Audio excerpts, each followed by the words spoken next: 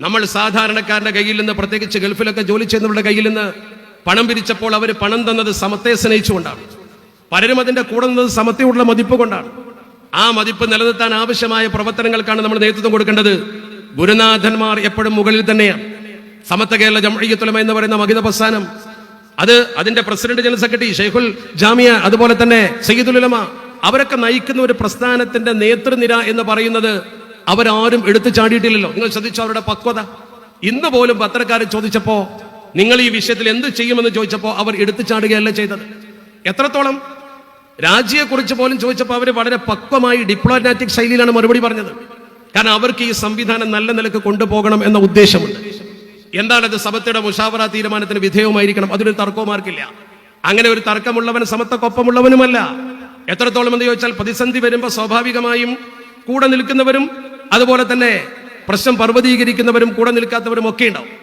പക്ഷെ നമ്മളെ സംബന്ധിച്ചിടത്തോളം സമത്വ കേരള ജംഇയ്യത്തുൽ ഉലമയുടെ 40 മുഷാവറകളുടെ തീരുമാനം അള്ളാഹുവിന്റെ പരിശുദ്ധ ഹബീബ് അഷ്റഫുൽ ഖൽഖ് മുത്ത് മുഹമ്മദ് മുസ്തഫ സ്വല്ലല്ലാഹു അലൈഹി വസല്ലമ തങ്ങൾ ഈ സമൂഹത്തോട് പഠിപ്പിച്ചതുപോലെ അലൽ മർഇൽ മുസ്ലിമി അൻ യുതി അൽ അമീർ, എപ്പോഴും അമീറിനെ അനുസരിക്കൽ, നേതൃത്വത്തെ അനുസരിക്കൽ ഒരു മുസ്ലിമായ മനുഷ്യന്റെ കടമയാണ്.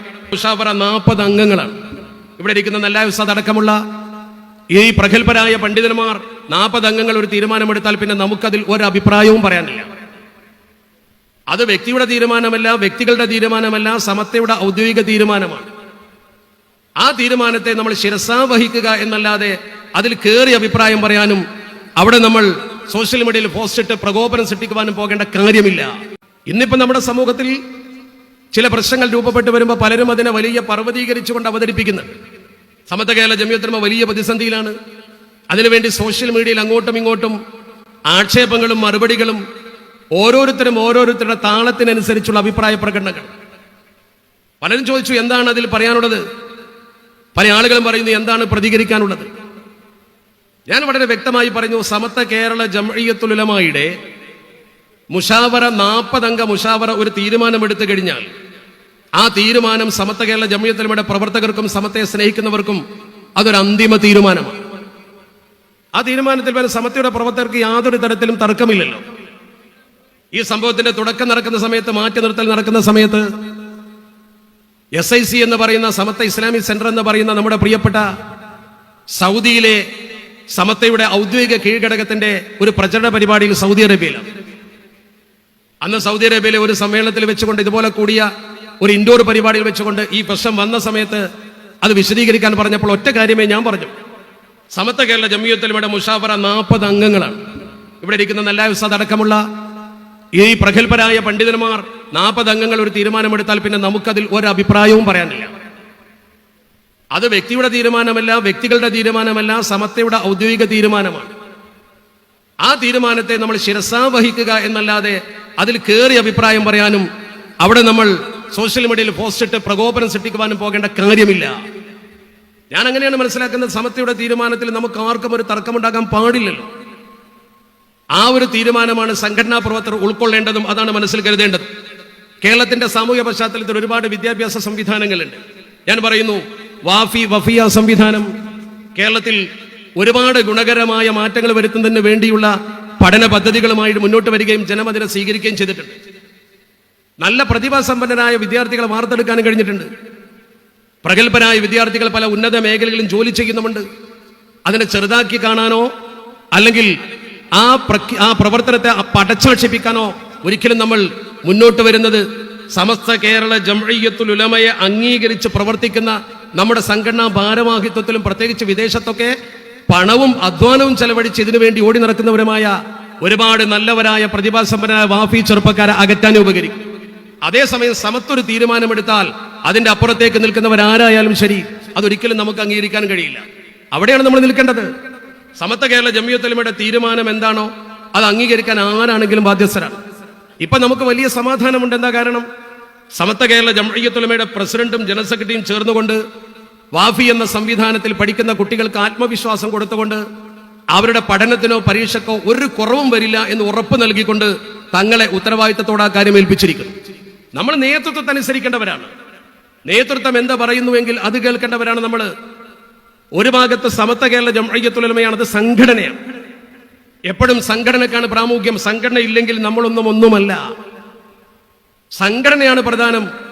നമ്മൾ ഓരോരുത്തരും എത്ര പ്രതിഭാസമ്പന്നനാണെങ്കിലും ആരാണെങ്കിലും ശരി സംഘടനയ്ക്ക് വിധേയരായിരിക്കണം എന്നതാണ് നമ്മുടെ മഹാന്മാരായ പണ്ഡിതന്മാർ സംഘടനാ ശാസ്ത്രം അനുസരിച്ച് നമ്മളെ പഠിപ്പിച്ചുള്ളത്. വാഫി സംവിധാനത്തിൽ ഒരുപാട് വിദ്യാർത്ഥികളുണ്ട്, ഒരുപാട് രക്ഷിതാക്കളുണ്ട്, മാനേജ്മെന്റ് പ്രതിനിധികളുണ്ട്, അധ്യാപകരുണ്ട്. ഇവരിൽ ബഹുഭൂരിപക്ഷവും ഞാൻ മനസ്സിലാക്കുന്നു സമത്വ കേരള ജംഇയ്യത്തുലമയെ സ്നേഹിക്കുന്നവരും ആദരിക്കുന്നവരുമാണ്.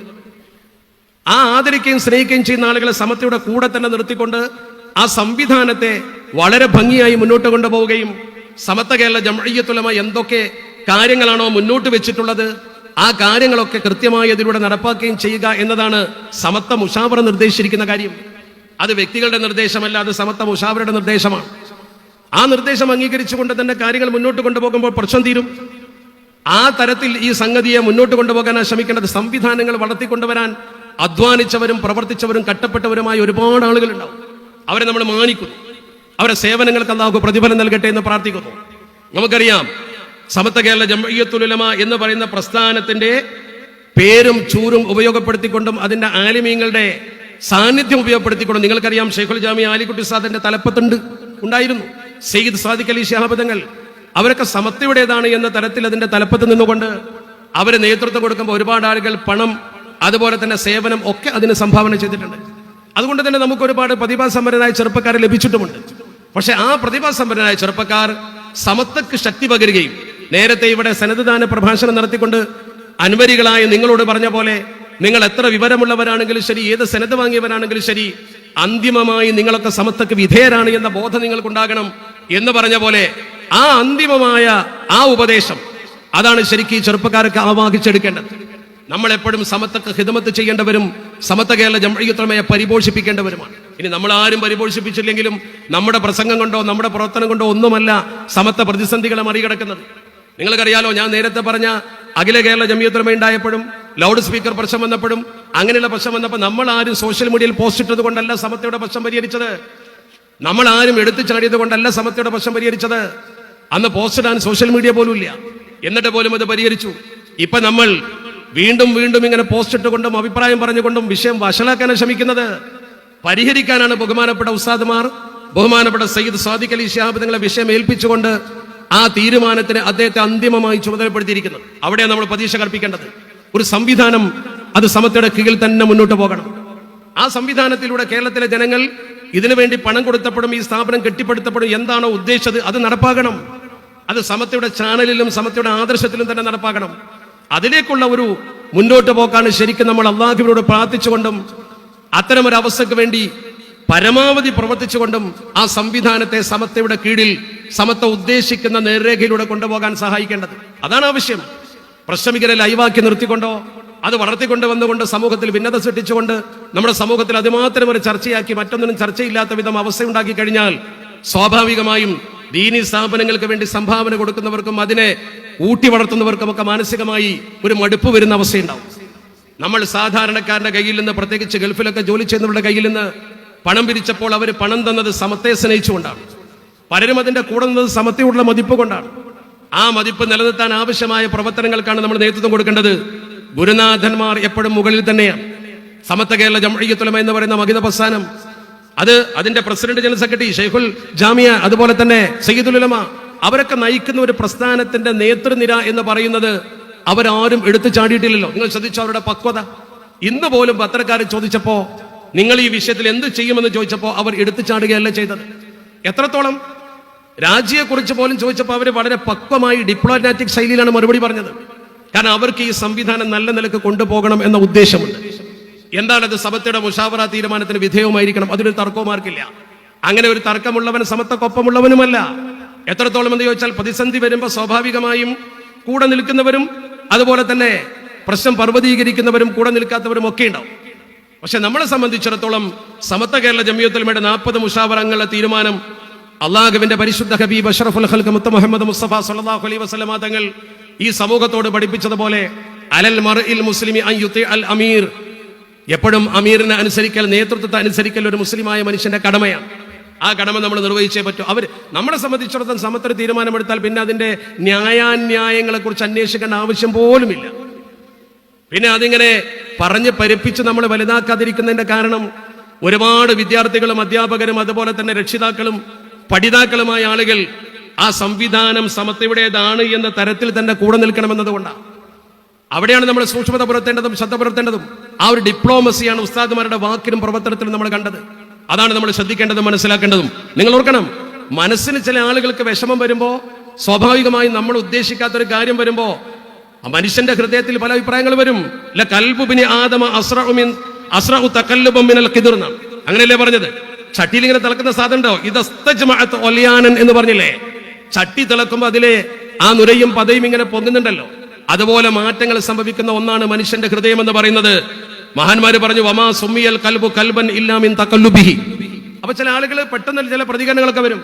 ആ പ്രതികരണങ്ങൾക്ക് അനുസരിച്ചുകൊണ്ട് നമ്മൾ അങ്ങോട്ട് പ്രതികരിക്കാൻ നിന്നാൽ, നമ്മുടെ പ്രതികരണങ്ങൾ കൊണ്ട് ഏറ്റുമുട്ടാൻ നിന്നാൽ സോഷ്യൽ മീഡിയ നിറക്കാൻ കഴിയുമെന്നതൊഴികെ അതുകൊണ്ട് ഒരു അന്തിമ സമാധാനം ഉണ്ടാകാൻ സാധിക്കുമെന്ന് തോന്നുന്നില്ല.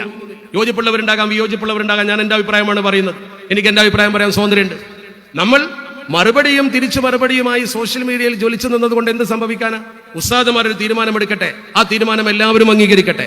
പ്രകോപനം സൃഷ്ടിക്കുമ്പോൾ സ്വാഭാവികമായും എതിരഭിപ്രായം പലരും പറയും, പലരും എടുത്തു ചാടും.